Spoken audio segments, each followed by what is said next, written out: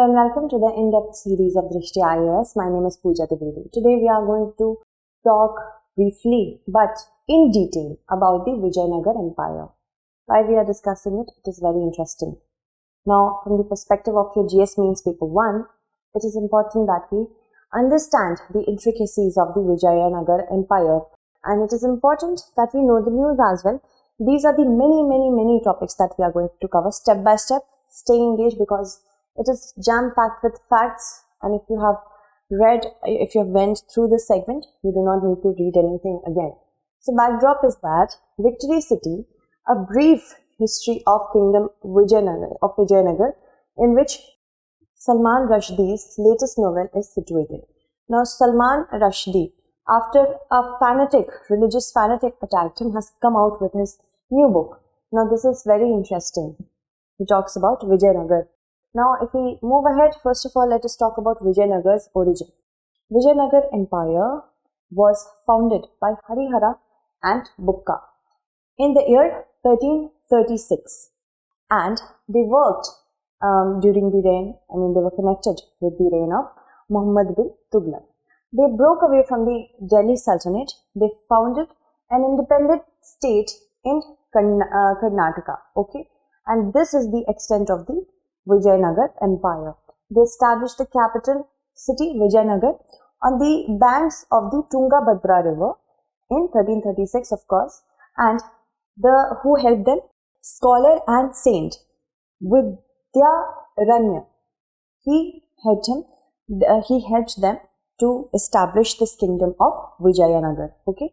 And at the peak of their rule, the rule of the kingdoms, Vijayanagar spanned across 360,000 square kilometers. This is just to give you a gist of it. Alright, moving on. Now, if we look at the accounts of certain foreign travelers, we will find the mention of the Vijayanagar Empire. Niccolo di Conti visited Vijayanagara during the times of Devaraya I and gave details about his personality. Abdul Razak from Persia visited during Devaraya II. Domenico Paez and Barbosa, they visited during Krishna Devaraya's time. It is important to know this because sometimes it could be given in your preliminary examination to match the following. So for that you have to know all this. Nunis visited during the times of Achyuta Devaraya. Okay, moving on, let us talk about other things. Political history is dominated by four important dynasties in Vijayanagara.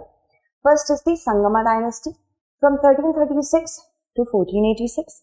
Second is the Tuluva dynasty, 1486 to 1506.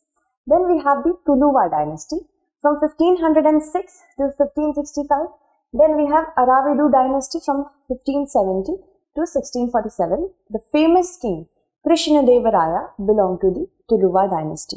Okay, remember that. Moving ahead, now let's talk about the Sangama dynasty. Harihara Raya was the first ruler of this dynasty. Vijayanagar and Bahamani conflict started during his times only. This conflict was with respect to the Raichur Doab, between the two kingdoms, between the Bahamani kingdom and the Vijayanagar kingdom. This region was very much in demand by both the kingdoms. Why? Whenever there is a fight for land, always remember, there is something to do with money. Now, if we talk about money, money comes from fertility because more cropping will be done. And another thing is mineral-rich area. The area of Raichur was mineral-rich when they fought for it, and that is why they wanted this region. Other than that, the famous diamond mines of Golconda was present in the eastern Raichur Doab. Okay, so this was also very much in demand, but it is suggested that the status quo was maintained because neither of the two empires who were quarreling for this region could gain access to this region, and that is why it is important to know such things and the region's importance. Okay, moving on. Bukka Raya ascended the throne after Harihara. Bukka's son Kamparya annexed Madurai. This episode was written by Ganga Devu, who was the wife of Kamaparaya. Okay, as Madhura Vijayam in Sanskrit. Remember that. Then he captured Revata Dweep. What is Revata Dweep? Goa back then was known as Revakadri. He created Pansupari Bazaar in Hampi. Bukkaraya was succeeded by Harihara II and later Devaraya came to power. Devaraya I was the first important king. He was the first to construct dam across the river Tungabhadra, and it is important that you know such very escapable yet important preliminary facts. It can happen that it escape your mind, but don't let it. Devaraya I was defeated by Bahman Sultan Firod Shah I. These all are statement based because it could happen that statement based questions could come. The greatest ruler of the Sangama dynasty, who was it? Devaraya II. He inducted the Muslim archers into the army and he was the first Vijayanagar monarch to collect tributes from Ceylon. Now tell me in the comment segment, what is this called today? Now after his death, Sangama dynasty became very weak. The last king, Virupaksharaya, was dethroned by his commander, Saluva Narasimharaya first, and he started the Saluva dynastic rule. Moving on, Narasimharaya II was the greatest ruler in the Saluva dynasty. Annamacharya lived during this period only. Tell me in the comment segment, who is this person? After the death of Narasimha II, Narasa Nayak installed his son Veera Narasimha on the throne. Veera Narasimha started the rule of the Tuluva dynasty. Then let's talk about Tuluva dynasty. Now after the death of the originator of the Tuluva dynasty, that is Veerana Narasimha, what happens? The prime minister was Thimmarasu. He installed Krishnadevaraya on the throne. Krishnadevaraya ruled from 1509 to 1529. He was the greatest of the leader in this dynasty, and even if I'm being correct politically, then of course in the Vijayanagara Kingdom we know his name very well. He was a ruler who was a great commander and an efficient administrator. He fought a series of wars with the independent kingdoms in the region and he maintained law and order. Not only that, he dealt with the Portuguese influence in the Deccan as well. He completely shattered the Adil Shahi forces of Bijapur first, then he attacked Gulbarga. He set free the 3 Bahmani princes who were imprisoned there, reinstated them in Gulbarga. Krishnadeva himself took the title of Yavanarajya Sthapanacharya. Okay, Yavanarajya Sthapanacharya. Then he started his eastern campaign in 1513 AD. Udaygiri was the first fort to be captured by Krishnadevaraya. Then he defeated Prataparudra Gajapati of Odisha. Also he married Gajapati princess Tukka Devi or Annapurna Devi. Remember all this. Raichur campaign was led by him in 1520 and this was his last campaign. This is a very good statement for preliminary examination. Not only that, he defeated Ismail Adil Shah. Portuguese governor Alfonso de Albuquerque concluded treaty with Krishnadevaraya. He was a great patron of literature and art and he was known as Andhra Bhoj. 8 eminent scholars who were known as the Ashtadiggajars existed during his royal court and he died in 1529. Now let's talk about the Aravidu dynasty. See, Thirumala, Sriranga and Venkata II were the important rulers of this dynasty. Venkata too was the contemporary of Akbar. Very good preliminary statement. The last ruler of the Vijayanagara Kingdom was Sriranga III.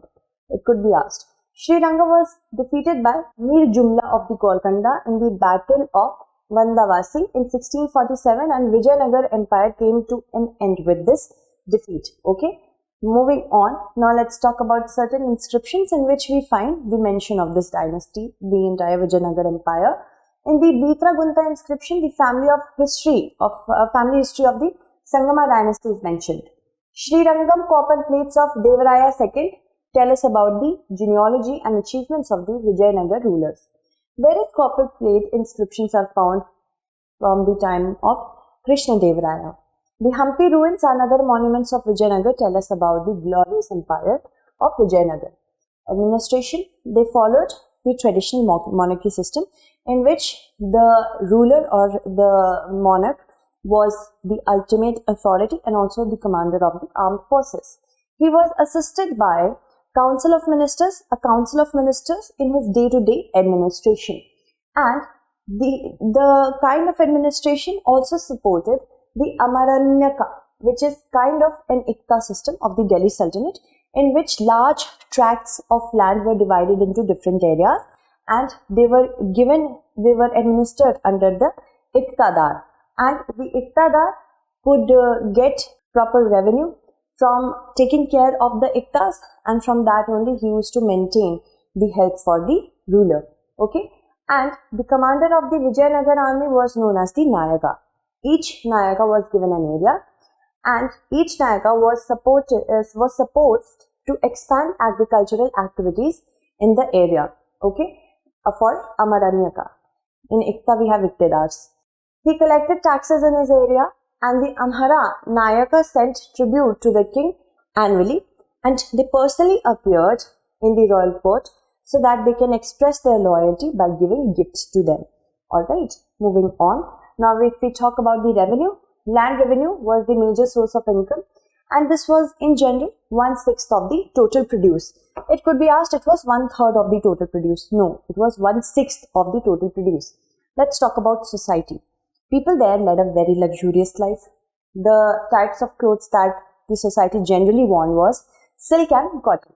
They were very fond of ornaments, perfumes, flowers. And it is also mentioned by Domenico Pais that Vijayanagar had beautiful houses of the rich. Large number of their, also they had servants in their houses. Prostitution was institutionalized so that revenue could be generated and regularized. Devdasi or the temple dancing girl system was also very important. The practice of sati unfortunately gained a lot of strength. Brahmins, Kshatriyas, Vaishyas and Shudras also existed. That means 4 caste, 4 Varna system was also there during the Vijayanagar Kingdom, in the Vijayanagar Kingdom. See, most of them could be either Shaivites or Vaishnavites. Okay, many rulers were Shaivites and Vaishnavites. And the Shaivites used to worship Virupaksha.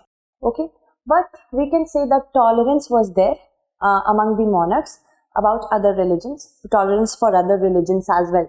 Muslims were employed in the administration and they were freely allowed to follow their belief system. Shunya Sampadane is a collection of vachanas which was produced during this age. This was popularized by Basavanna. Okay, moving on. Now if we talk about the architecture, they generally used to follow Dravidian style of architecture, but they also mixed their own tinge. So it started by mixing and matching of their own tinge with the Dravidian style of architecture. What started? It was the start of the Vijayanagar style. See, they used local hard granite for the durability. Because of the durability, it was very famous, with very prominently used in different architecture. And if we talk about the Vijayanagara temple, then the temples are surrounded by strong enclosure. Okay, they have ornate pillared Kalyana Mandapa or the marriage halls. They also have tall Raya Gopurams. What are Gopurams? These are carved monumental towers at the entrance of the temple. See, this is supposedly the entrance of the temple. We have tall Gopurams. Gopurams are prominent in the Vijayanagar Kingdom. Okay, then they are built of wood, brick and stucco in the Chola style. They are adorned with life-sized figure of gods and goddesses, and the courtly architecture is used to be built with the help of mortar, which is mixed with stone rubble. Islamic influenced arched domes and walls were also found in the Vijayanagar temples. Now, Virupaksha temple at Hampi is a very prominent temple from the Vijayanagar Empire. Then we have Hazara Rama temple of Devaraya first, as well as the Lotus Mahal, as you can see. Now we know that Vijayanagar's capital, Hampi, is a UNESCO World Heritage Site. For why was it selected for it? Because of the sophisticated fortification and innumerable temples that are present there. Other than that, by the beginning of the 16th century, Hampi Vijayanagar was probably the second largest urban settlement on the planet, only after Beijing, and among the most prosperous as well. This is a very good preliminary fact. So I hope you understood this entire segment. That's it. Thank you so much for watching.